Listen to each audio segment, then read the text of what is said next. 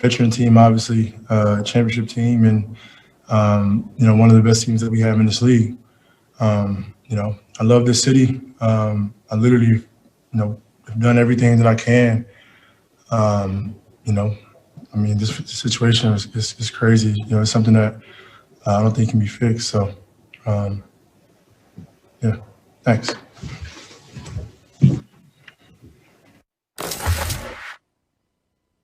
Yeah, Harden did not hold back there. Max, how does this make Harden look? Well, first of all, sitting at the press conference, it doesn't look great because my first question is, how are you a combo guard in the NBA who can average a triple-double and you show up fat? How's that even possible? Like, if you play basketball regularly, that's hard. Harden is showing you he wants out in every single way, But how does he look in doing that? Actually, right now, really bad, and not just because he wants out, but because you don't have serious takers. That's the issue right now. And you know what it all adds up to? You reap what you sow. He is a fantastic player. And I don't even buy that you can't win a championship with him. I mean, if that's true, it's because he's not clutch enough when you need him most. But I saw them get to a Game 7 against Golden State with KD and Clay and Steph and Dre. Game 7 was at Houston. And they went at one point 0 for 27 from 3, and Harden had a dismal shooting performance. If Harden would have stepped up and just played it to his normal levels, Stephen A., you could say, well, then Golden State would have raised. Okay, fine. I believe Houston would have won. I think they would have won the finals. I think you can win with Harden if he can show up in the big moments. The whole idea is his style of play you can't win with, I don't agree with. But who wants to play with this dude at this point? Who wants to play with James Harden? And what organization is going to take that risk in really giving a king's ransom for Harden, knowing even if the players think they want to play with him, as maybe Westbrook did? After 1 year, they go, I don't want to play with this dude. Chris Paul didn't want to play with him. Westbrook didn't want to play with him. And now he's showing up fat during the season, talking about he wants out. And then John Wall's coming out and being like, after 9 games, you can't just bail. No, Harden looks really bad, Stephen A., not just because he's out of shape, not just because he's not playing up to his standards, not just because he's trying to force his way out of town, because superstars do that in the NBA. He looks bad because so far, no one's making serious offers, and it tells you something about what the league thinks about him and how things will play out if they do get him on their team. You reap what you sow. Well, you can say that. I don't view it quite that way. I will agree with you that I don't like the way that James Harden is handling things right now. And there's no excuse for it because this is the reality of the situation. This man has averaged over 30 the last 3 years and over 29 the last 4. This dude is one of the greatest offensive weapons this game has ever seen. Out of shape and a bit overweight by at least 12 to 15 pounds from what I can tell. With no training camp, no preseason, this brother showed up in game 1 against Portland and dropped 44, showing the world this is what I can do when I'm not even nearly myself. We know what James Harden can do. So when you swap James Harden for Kyrie, because with Kyrie's issues, you're not bringing that to H-Town, okay?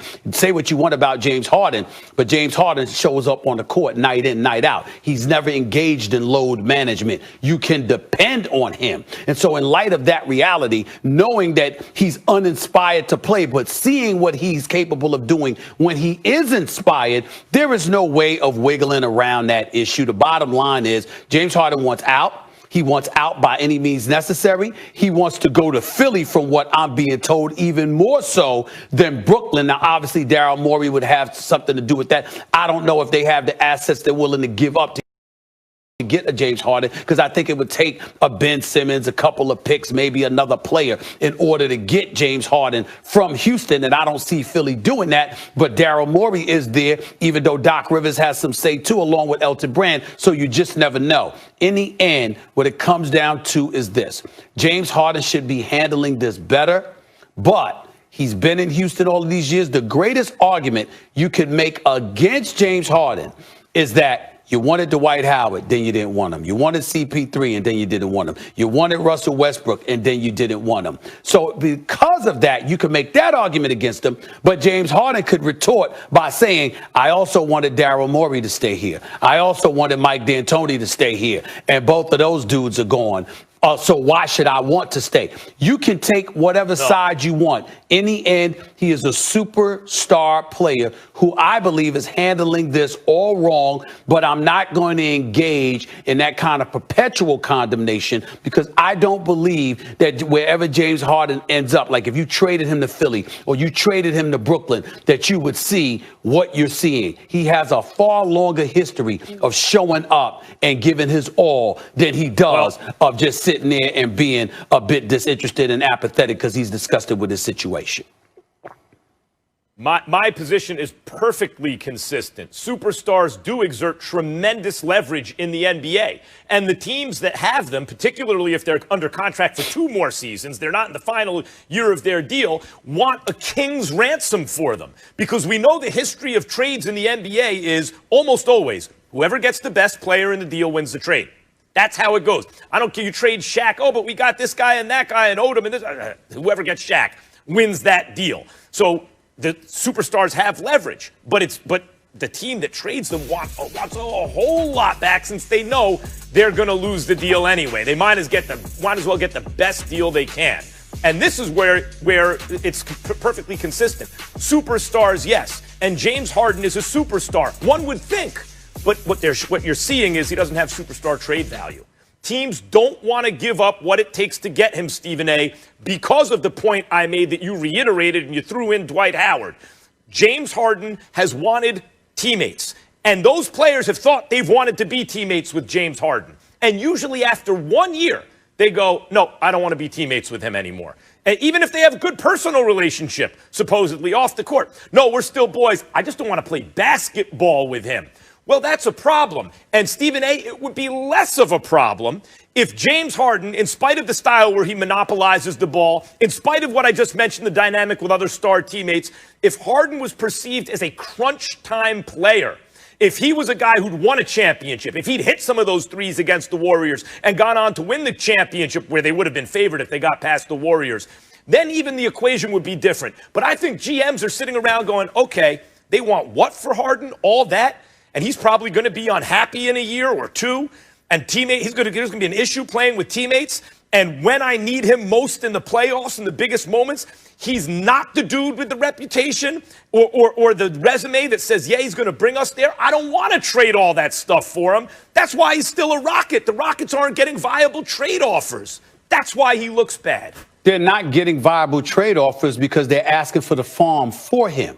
It's not that nobody wants him. It's that they don't want to give up the farm for him because, again, you don't want Houston part 2. You don't want to have an organization that completely evolves around James Harden where you have nothing else because you've given up all the assets that would surround him. But that's what comes with stars. Max, do you understand that if LeBron, listen, let me sound a little crazy for you here, okay? Certainly with LeBron, we know that LeBron is the greatest player in the world, okay?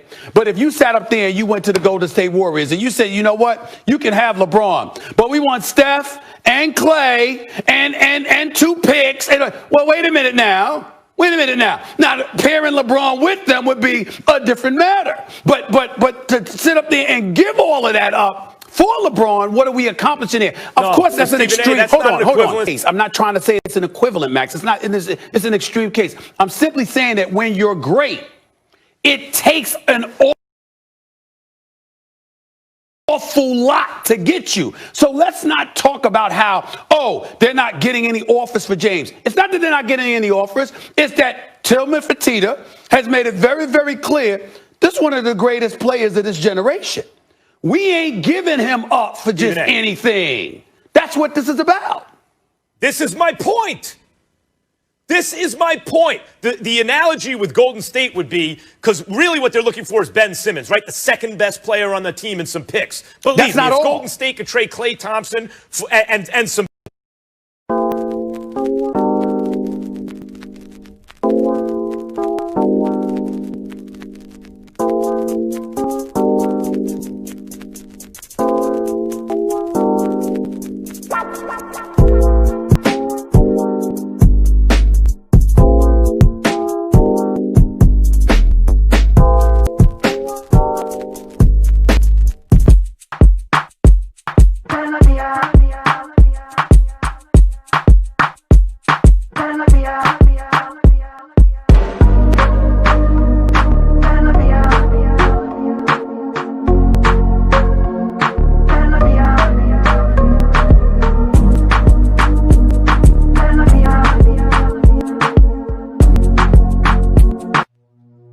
see the skies.